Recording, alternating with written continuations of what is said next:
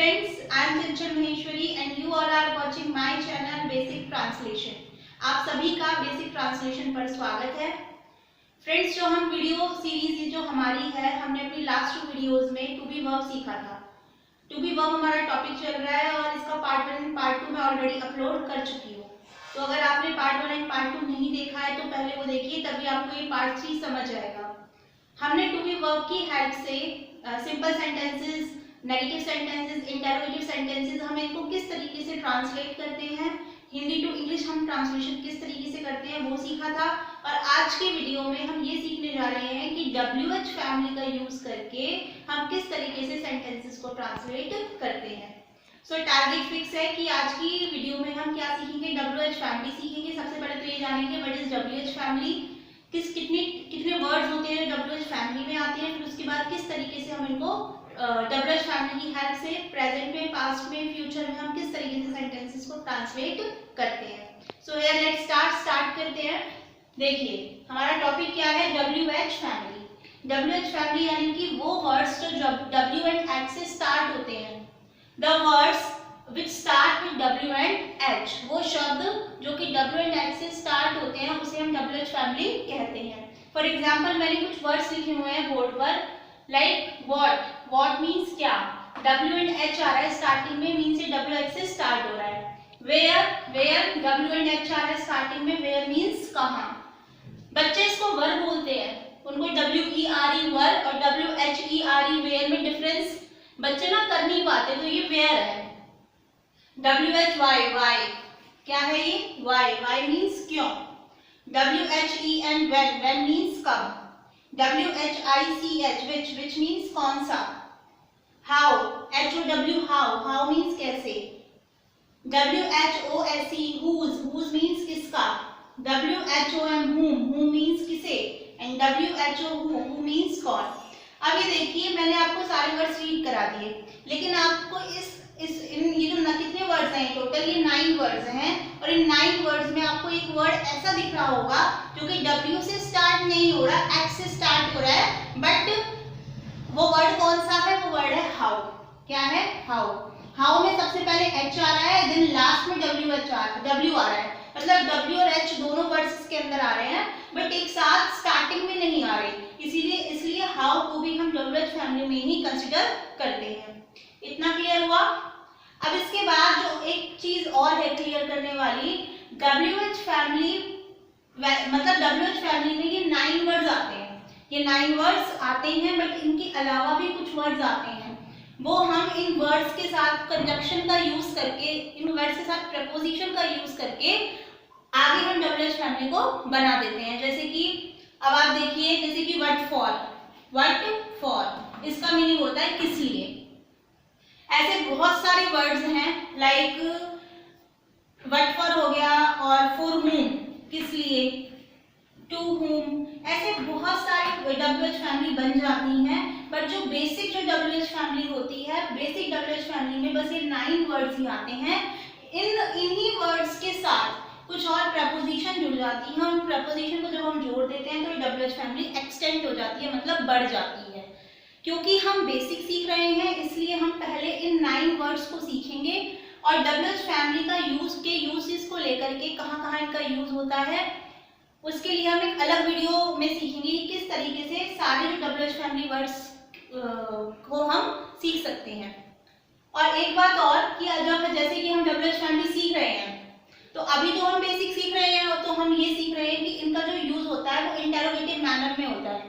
Previous video में मैंने आपको बताया था कि इंटरोगेटिव सेंटेंसेस को हम 2 पार्ट्स में क्लासिफाई कर देते हैं। एक तो हेल्पिंग वर्ब वाले, यानी कि जिनमें इज, एम, आर, वाज, वर आगे आ जाते हैं, और एक WH फैमिली वाले। तो अभी तो हम इनका इंटरोगेशन मैनर में यूज कर रहे हैं, लेकिन इंटरोगेटिव सेंटेंसेस के अलावा भी WH फैमिली का यूज होता है, वो कंजंक्शन में होता है। ये तो इंटरोगेटिव मैनर में है, बट वो सेंटेंसेस के मैनर में होता है, जहां पर उनका WH फैमिली का जो मीनिंग है वो बदल जाता है। जैसे कि व्हेन का मीनिंग कब होता है, बट इसका मतलब जब भी होता है। तो ये क्यों होता है, किस तरीके से होता है, ये हम अपनी नेक्स्ट वीडियो में सीखेंगे, जो कि प्रॉपर WH फैमिली पर ही बेस्ड होगी।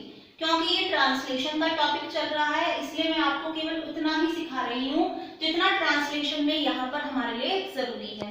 तो आप इसका स्क्रीनशॉट ले लें या इसे अपनी नोटबुक में नोट कर लें। अब हम ये सीखेंगे कि इनका यूज करके हम सेंटेंसेस को किस तरीके से ट्रांसलेट करते हैं। हमारा सेंटेंस है फर्स्ट, तुम कहाँ हो। सेंटेंस ट्रांसलेट करने से पहले हम इसका रूल समझ लेते हैं, मतलब किस तरीके से, स्ट्रक्चर क्या है, हम क्या पहले लिखेंगे और क्या बाद में लिखेंगे। सेंटेंस को पढ़ने के बाद हम जो भी उसमें WH फैमिली से रिलेटेड वर्ड आया है उसको सबसे पहले लिखेंगे। उसके बाद हम हेल्पिंग वर्ब लगाएंगे। हेल्पिंग वर्ब का मतलब is, am, are, was, were, will be, shall be. उसके बाद हम वो लगाएंगे। उसके बाद सब्जेक्ट का यूज करेंगे। देन अगर उसमें कोई ऑब्जेक्ट है तो फिर हम उसमें ऑब्जेक्ट लगाएंगे। तो इतना क्लियर है। सबसे पहले WH फैमिली वर्ड आएगा, उसके बाद हेल्पिंग वर्ब, फिर subject and then object. And yes, most important thing, last question mark. ठीक है, विदाउट क्वेश्चन मार्क सेंटेंस आपका इनकम्प्लीट है। देखिए हमारा फर्स्ट सेंटेंस है, तुम कहाँ हो। तो इस सेंटेंस को पढ़ के सबसे पहले आप ये बताइए, ये सेंटेंस प्रेजेंट में है, पास्ट में है या फिर फ्यूचर में है।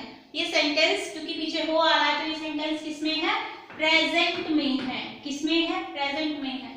क्योंकि ये सेंटेंस प्रेजेंट में है इसलिए अब ये देखिए, सबसे पहले रूल के अकॉर्डिंग WH फैमिली पे जाएंगे। कहाँ, कहाँ को इंग्लिश में क्या बोलते हैं, वेयर। क्या बोलते हैं हम, वेयर, वेयर। उसके बाद हेल्पिंग वर्ब लगाएंगे। अब हेल्पिंग वर्ब किसके अकॉर्डिंग लगेगी, हेल्पिंग वर्ब लगेगी हमेशा सब्जेक्ट के अकॉर्डिंग, कर्ता के अकॉर्डिंग। यहाँ पे सब्जेक्ट क्या है, तुम। अब जो ये तुम है, इस तुम का मतलब क्या है इंग्लिश में, यू। तो यू के साथ हम क्या हेल्पिंग वर्ब लगाते हैं, टू बी वर्ब का प्रेजेंट क्या होता है, इज, एम, आर। और यू के साथ हम किसका यूज करते हैं, आर का।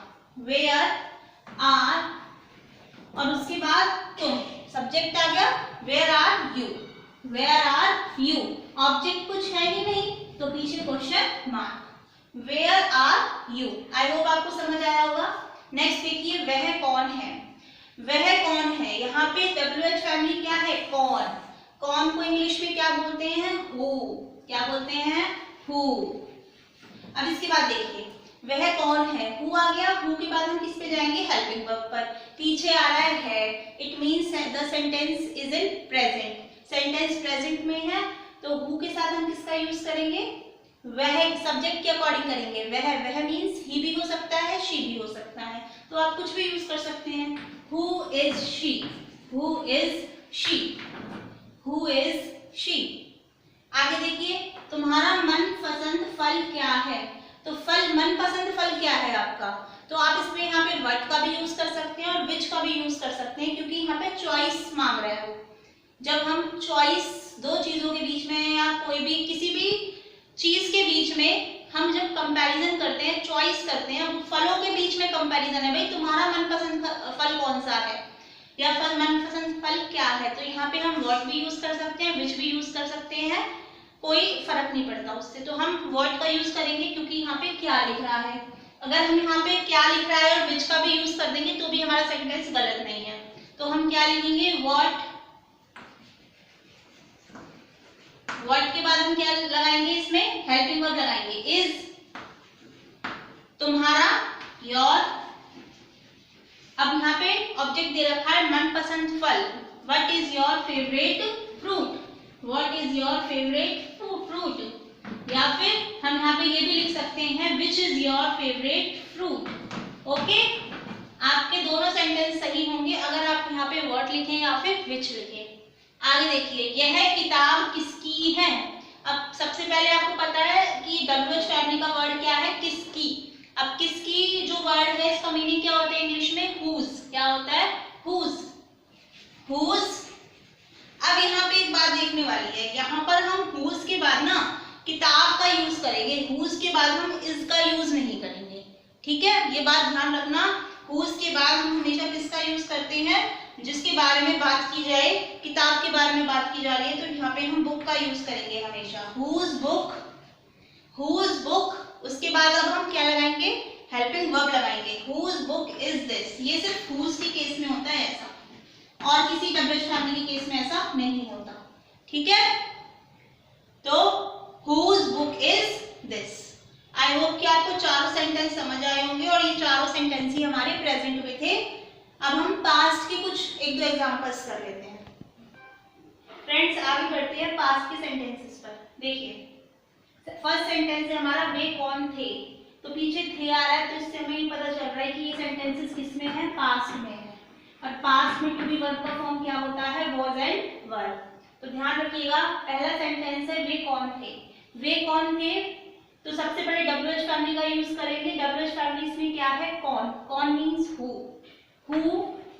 हु के बाद हम लगाएंगे helping verb, that is was and were. But यहाँ पे वे आ रहा है, वे का इंग्लिश में मतलब होता है दे, तो हम इसके साथ वर का यूज करेंगे। सो हु वर दे, हमारा सेंटेंस ट्रांसलेट हो गया। ठीक है, नेक्स्ट सेंटेंस आप खुद से करेंगे। देखिए, रीना कल कहाँ थी। रीना कल कहाँ थी।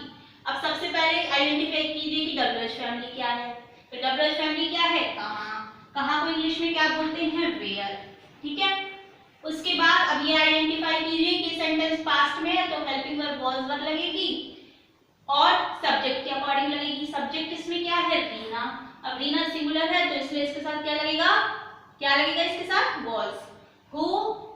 Where was Reena. अब बीते हुए कल को क्या बोलते हैं हम, yesterday. Where was Reena yesterday. Reena कल कहाँ थी। ओके, बिल्कुल बेसिक से आपको मैं सिखा रही हूँ, तो आप बिल्कुल सीखने की कोशिश कीजिए। आगे देखिए, वह पेंसिल किसकी थी। वह पेंसिल किसकी थी, अभी हमने पढ़ा चॉइस हो रही है, तो यहाँ पे किसकी को इंग्लिश में क्या बोलेंगे, हुज। और मैंने क्या बताया, हुज के बाद हम किसका यूज करेंगे, इसके बारे में बात हो रही है, पेंसिल। मतलब यहाँ पे पेंसिल के बारे में बात हो रही है ना, तो यहाँ पे पेंसिल आएगा पहले। हुज पेंसिल, मतलब ऑब्जेक्ट पहले आएगा, हुज के साथ आता है इसमें ऑब्जेक्ट। हुज पेंसिल, अब थी आएगा पहले, यानी कि वॉज, और वह मतलब that. Whose pencil was that, पीछे क्वेश्चन मार्क। आई होप कि आपको तीनों सेंटेंसेस क्लियर हो गए होंगे। अब हम बढ़ते हैं फ्यूचर की तरफ। फ्रेंड्स देखिए, अब बात आती है फ्यूचर की। तो देखिए, तुम उदास क्यों रहोगे। तुम उदास क्यों रहोगे, तो यहाँ पे या फिर होगे भी हो सकता है, तुम उदास क्यों होगे। तो अब यहाँ पे हमें क्या देखना है, सबसे पहले WH फैमिली देखनी है। तो WH फैमिली क्या है, इसमें वाई। वाई के बाद हम किसका यूज करेंगे, हेल्पिंग वर्ब का, दैट मींस विल बी या फिर शैल बी का। It depend on the subject. अभी तुम है, तुमको इंग्लिश में यू बोलते हैं, तो हम सबसे पहले यू के साथ किसका यूज करेंगे, विल बी का। तो सब्जेक्ट से पहले हम विल लगाएंगे और सब्जेक्ट के बाद हम बी लगाएंगे। Why will you be. ठीक है, इसमें यू सब्जेक्ट था, तो सब्जेक्ट से पहले विल आ गया और सब्जेक्ट के बाद बी आ गया। Why will you be sad. उदास को क्या बोलते हैं हम, sad. Why will you be sad. Okay, next sentence है हमारा, कल हम इस समय कहाँ होंगे। कल हम इस समय कहाँ होंगे, तो हम कहाँ होंगे मतलब कहाँ को हम इंग्लिश में वेयर बोलते हैं, वेयर। अब हम हैं वी, तो वी के साथ हम शैल का यूज करेंगे, वेयर शैल वी। स्पोकन में हम अगर विल का भी यूज करें तो भी कोई प्रॉब्लम नहीं है। वेयर शैल वी बी, हम कल इस समय कहाँ होंगे, where shall we be this time tomorrow. अब हम क्या लिखेंगे, टुमारो। आने वाले कल को हम क्या बोलते हैं, tomorrow. Where shall we be this time tomorrow. Next देखिए, तुम कब अपने कमरे में होगे। तुम कब अपने कमरे में होगे, तो यहाँ पे भी हम देखो, सबसे पहले WH फैमिली का यूज करेंगे, व्हेन। कब को इंग्लिश में क्या बोलते हैं, व्हेन। व्हेन के बाद हम यू के अकॉर्डिंग हेल्पिंग वर्ब लगाएंगे, व्हेन विल यू बी अपने कमरे में means in your room. In your room, when will you be in your room. हमें कैसे पता चला कि ये फ्यूचर सेंटेंस है, तो आप पहले वाली वीडियोस देखिएगा, जिन सेंटेंसेस के लास्ट में गा गे गी आता है, होगा होगे होगी आता है, वो सारे हमारे फ्यूचर में होते हैं। आई होप कि आपको इतना समझ आया होगा।